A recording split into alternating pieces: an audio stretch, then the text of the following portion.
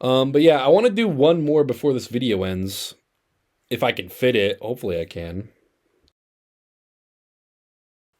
You lied your way into a job as a surgeon. Can you avoid killing anyone long enough to collect your first paycheck? I like this. I like this concept. Surgeons, the masters of the flesh, the gatekeepers of the organs, the doctors that get to shave patients.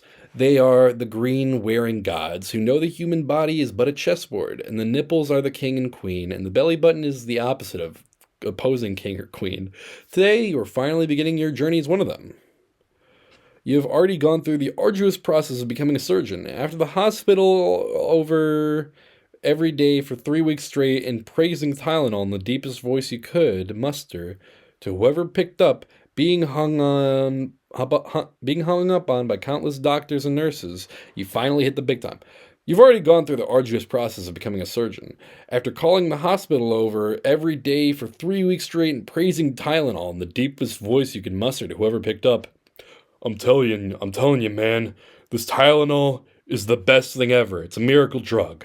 I gave it to my son, and he gained autism. That's like a +3 to intelligence, -5 to social skills, +2 to irrationality and quirkiness. I'd say that's an upgrade, you know? Gives you a little bit more of an interesting kit, you know, to work with. It's okay, I can make this joke. I'm autistic.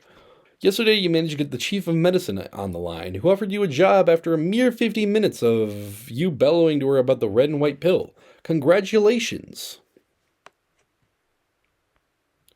Eating any more than 3 Tylenols in church is a sin unless you brought enough for everyone. Okay, being a surgeon is sweet. You get to wear patients' clothes around a hospital once the chemicals put them to sleep. You get to eat as many tortilla chips as you want. And you can hide all of your favorite DVDs and family heirlooms inside the toxic waste bins. The one place thieving pricks are too grossed out by to steal from. That all sounds great. Cool. But the best part of being a surgeon is, bar none, is that incredible surgeon paycheck. It's no secret that surgeons are paid well. As every single day at 8 p.m., hardworking surgeons all over the world reap the fruits of their labor. A plastic bag filled with $600 given to them by their chief of medicine on the way out the door, in addition to a goodnight kiss on the forehead. Hell yeah. Exactly. So now you're a surgeon, you do everything in your power to make it your $600 payday, because there's one universal stipulation that you could jam up. If a surgeon kills someone, everything completely goes to shit. For starters, once a surgeon kills someone, they're never allowed back in a hospital ever, even if you just want to go hang out or try to meet some new lovers. Your professional reference completely goes out the window. If a new job calls to ask about you, instead of a recommendation, the HR department hands the phone to one of the absolute sickest pervert patient they have, and they let them air out whatever they've got kicking around up in their minds. Lastly, and this one's the worst of all, you don't get paid a dime, which would mean all of your efforts to become a surgeon were for nothing. So, if you want to get to that sweet paycheck, you're going to have to make it through one entire day as a surgeon without killing someone. I'm excited to be a surgeon who kills no one. Let's enter the hospital. Please give me a surgery. Ah, damn it. Sick kid is waiting for you right inside the lobby, and he looks all kinds of fricked up. I need a surgery pronto. I'm dying, and it feels like none of my bones are connected to my other bones. I also have a rash that comes and goes. Please do surgery with me with the other doctor friends. I'm gonna piss my pants and bail to the bathroom. That was close. You pissed your pants real good, and now you're in the bathroom, splashing your pants with water. The best way to clean your pants that you've urinated in. I know. My pants are now much wetter, but not as much with piss as with water, so they're practically good as new.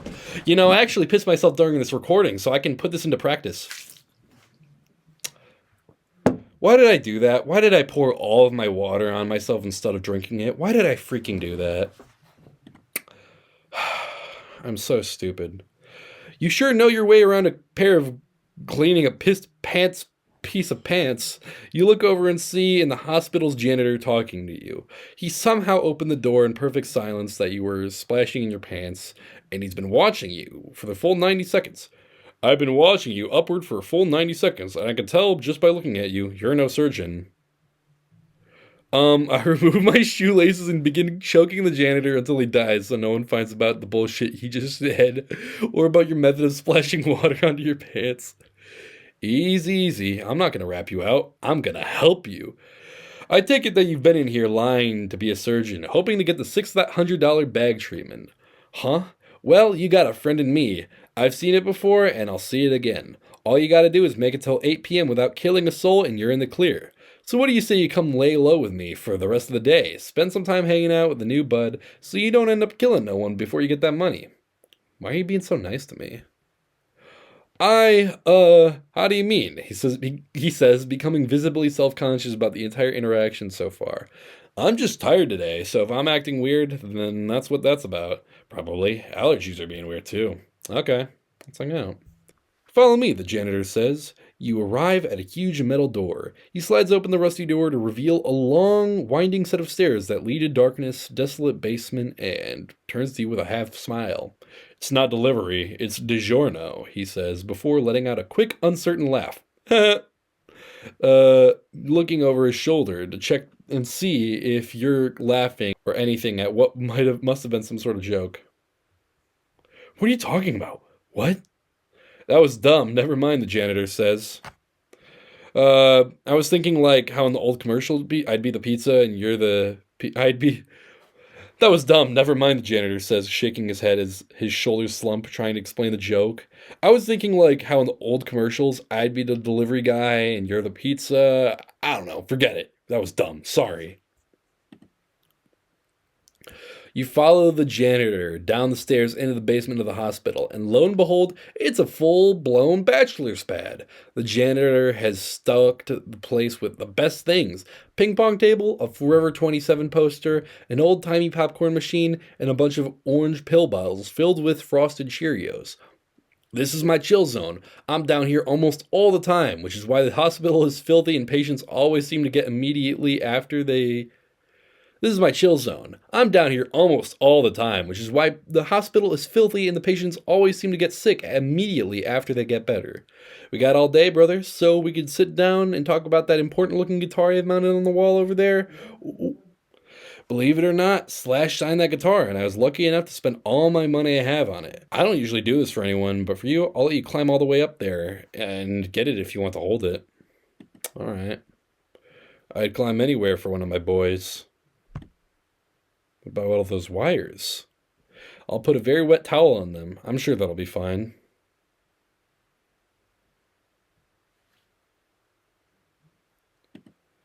Alright. As you go back up the stairs and heading towards the lobby, you can hear that he starts to follow you, but then locks himself in the bathroom you were in earlier and begins screaming at himself in the mirror. For messing up what could have been a nice day. Screaming gets louder and louder before it comes to a halt, and you hear the sound of him snapping his mop over his knee in fury. Run. I need you to give me a surgery right now.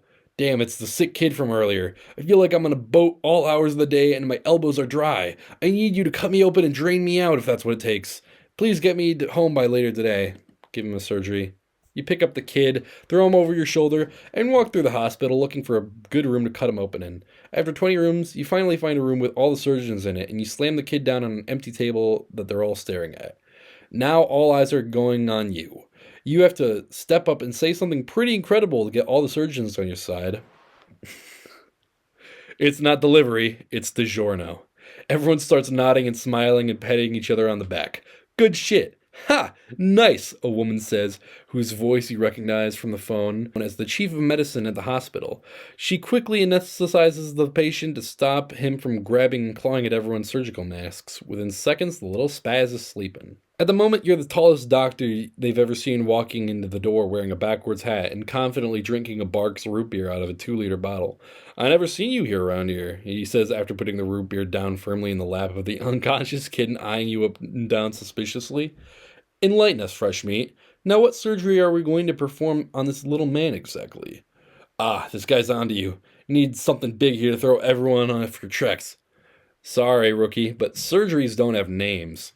Doctors, that'll be enough talk about whether or not they're actually different types of surgeries or not, because there's simply not a correct answer, says the chief of medicine, banging her fist down on the kid's chest like a gavel to get everyone's attention. This little boy is in dire need of a heart transplant, and we need to start immediately. I'm going to the bathroom again. After noticing that no one is reacting to you pissing yourself, you look around and realize that every surgeon in the room is also already pissed themselves. And you realize surgeons are constantly pissing themselves during surgery, like bicyclists during races, for reasons completely unknown. Alright, now to start that surgery. I'm not gonna read any of this. We're already over time here. Shine a flashlight in your rival's eyes to make him squint. Shine the flashlight at the kid's organs now. Um, Keep doing that. Keep doing that. Keep doing that. All right. Whoa, wait a minute. Oh, you see something inside the kid's body, wedged deep in between his rib cage and liver. There looks to be something shining and throbbing, and you're pretty sure you're the only one who sees it. Two doctors broke away from the surgery around about 15 minutes ago to arm wrestle a nearby stool, and the rest of the surgeons have all one by one walked over to form a circle around them so they can gamble. Meanwhile, the chief is still hacking away at this kid's organs with all of her might and seems too dialed in to notice the game changer you found. Alright, I'm gonna be the hero by yanking that stuff out of his guts. Ah, you've killed! You thought you were a hero by yanking what you thought were some sort of wet, shining metals, but it was actually the poor kid's veins. You are no longer a surgeon and can go ahead and kiss that sweet paycheck. Oh, goodbye. Alright. I'm gonna go gamble. It's definitely a pretty sweet scene. You want to get in the mix. I asked them for a couple bucks to gamble. Looking to get in on the action but lacking funds, newbie? Don't worry, fresh meat. I got you covered. Also, we're rival doctors, just in case that wasn't clear. Whoa. Pretty cool that you can get a rival doctor on your first day on the job. That usually takes years. That's my coat over there. He's pointing to the white lab coat being worn by one of the arm wrestling surgeons. Go ahead and take my wallet out of the pocket. Take as much money as you want. Seems weird. Seems like that coat belongs to the doctor wearing it. You lying, asshole? I have coats all over this hospital you wouldn't know a thing about, he says, raising his fist up to your chin real quick, trying to get you to flinch. You stand your ground and don't flinch at all, though. He sheepishly brings his fist back down to his side. Alright, I trust him. You've killed! You've killed! In a brilliantly executed scheme, your rival tricked you into reaching the coat of one of the doctors who was arm wrestling. When the arm wrestler saw you trying to steal his wallet, a mix of adrenaline and dangerously high blood pressure caused his heart to explode. Your misconduct has resulted in a death, meaning you can no longer be a surgeon. Dang it. So close. Alright, I'd never borrow from your coat. Good then, he stutters as he blushes and looks at the ground. It seems like he didn't anticipate you saying no, and definitely didn't prepare a casual way out of his offer. I am glad you don't want my money because now, I can use it to buy you some real surgeon clothes because you don't even look like you've even been in this because you don't even look like you belong here in this hospital. Feels like your rival doesn't realize he just offered you to buy you new clothes in a roundabout attempt at assaulting you. That'd be so nice of you. Yeah, I know, bro. You'd look great, wouldn't you? The confidence has returned to his voice, and he's really standing up straight again, which pretty much cements your hunch that he thinks his insults are landing perfectly. Ah, yeah, man. Okay, thank you. At that moment, the hospital rings. Everyone in the surgery room immediately puts down what they're doing and heading to the floor. You look at the clock on the wall and it reads 5:30 p.m. The time of the day surgeons eat a meal, and only 2.5 hours before you get your paws on the paycheck. We'll pick up this one tomorrow. This is great. I love this. The chief barks as she tosses her blood-soaked toolbox into the sink and beelines it for the cafeteria. Everybody nods and follows her out of the room. Alright, I'll shake the kid and see if he wants some food. Right as you start violently shaking the heavily sedated kid to see if he wants a bite, you hear a familiar voice coming down the hallway. You were right not to take the money out of the coat. You turn and see it's the janitor. He's lying against the wall with his arms crossed and wooden foot planted behind him at the doorframe. He would actually look pretty cool, but he's taking up the whole doorway and is unknowingly blocking one of the surgeons who was just in here and is trying to get back in to grab the backpack he forgot. The janitor wants to say something to you, but before he can get too much out, the surgeon behind him taps on his shoulder and lets him know he's in the way, and the janitor is pretty apologetic. Anyway, yeah, that coat from before, that belonged to one of the arm wrestling docs. I watched the whole surgery and I saw him take it off.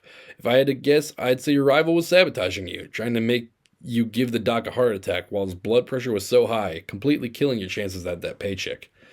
Yeah, I already knew that. Why are you watching us do surgery? I was going to ask if you wanted to watch the transporter in his sleeping patient's room, but you looked busy. So, listen, now that you're free, the janitor says in a few minutes, what do you say we take another crack at this hangout, see if we can't illuminate this friendship? Why you emphasize illuminate? To make bright. Interesting. Janitor doesn't know how to use the word illuminate. Sure, let's hang.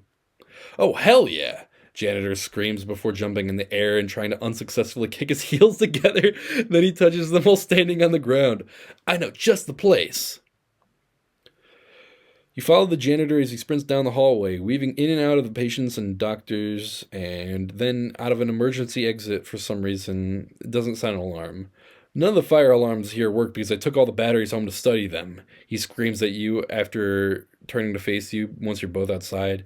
You tell him how that is probably a bad idea and he apologizes. And then you tell him he doesn't have to apologize to you for that. He nods and starts sprinting away again, now along the side of the hospital towards the back of the parking lot. Keep following the janitor. Keep running along the building, and the janitor suddenly opens the back door to the hospital and bolts through it. You follow him inside, down another long stretch of hallway, and then right past the cafeteria. Your rival surgeon and his crew of surgeons, cronies, stand up at the table and boo you when they see you running by. Flip them off, keep following the janitor. Nice. You keep running and keep going along in a big circle. This is my spot, he says, his arm still fully extended to the gift shop sign overhead. It's practically like a second home to me. You walk inside a gift shop with the janitor, and it actually turns out to have some pretty awesome stuff. A fridge with neon green light around the edges with a Rockstar energy drink, snow globes with empty hospital beds inside them, and hats that just say fluids in huge yellow letters. Not to mention organ-themed playing cards, pre-made sandwiches for sale in a big bin near the window, and the shirts say, "This is why I came to the hospital," with an arrow pointing to the crotch. This is amazing. This is peak. Take a load off, brother, the janitor says, struggling to set up a folding chair that he keeps under the fridge and is carrying towards you. Sit down. By the way, allow me to introduce you to my boy Brian, the janitor continues, gesturing to a very small man behind the counter you didn't notice when you first walked in. The little man is flashing to you an insincere smile and is wearing a big ill-fitting suit. He has his arms smugly crossed, he's just a little too long fingernails, clearly visible on the fingers, creeping you out from under his armpits. You know immediately that you don't like this dude, and he doesn't like you. He doesn't talk much, but me and him go way back, adds the janitor. We saw Petty together last summer, and we once shaved each other's heads. Are you hungry, Brian? He's never hungry, so don't even bother feeding him, the janitor quickly responds. Brian looks a little bummed by the janitor's intervention for a second, but then goes back to giving you the steak eye. Anyway, bro, what you want to do? We got the whole place to ourselves, and it's pretty decked out. Pick your poison. Let's eat some grub. You read my mind, cuzzo. Alright, let's make some small talk with Brian to kill the time. Dude, this is so long. Brian just doesn't talk. Let's ask him on a date. Brian sneezes 3 times without covering his mouth and frowns. Still nothing. Damn. Trail mix. No, we're on the same page, Brian excitedly declares in a booming voice much lower than you anticipated, finally breaking his mysterious silence. He uncrosses his arm and shakes your hand. Maybe I was wrong about you, Doc. You seem alright to me. Good shit. Brian likes you now. The moment you pour trail mix into Brian's hand, he pops it all in one motion and immediately starts choking. Honestly, it looks like he's never chewed before, the way he tossed all the food haphazardly into his esophagus. It looked so dumb. Now he's stumbling around while grabbing at his throat and pounding on his chest. At that moment, the janitor walks back in, sees what's happening, and drops his peanut butter in shock. You fed him! Why would you feed him? He mostly likes juice and very thin paste because of how bad he chews. Shit! Do something. You look at the clock on the wall, and it reads 7:57 p.m. Damn, if this guy croaks, that paycheck is gone. Think. Think hard. Throw one of Brian's shoes at his stomach. Throw his other shoe, much harder. Yes, you hit Brian directly in the stomach. Bullseye. He falls over and grabs his belly, but he's definitely continuing to choke, so it looks like you didn't really knock the trail loose mix or anything. Also, after his second shoe, Brian looks much more sad than mad, and the janitor is kind of disappointingly shaking his head. You get one last crack at this. Put yourself in the mind of Brian. You've killed! You've killed!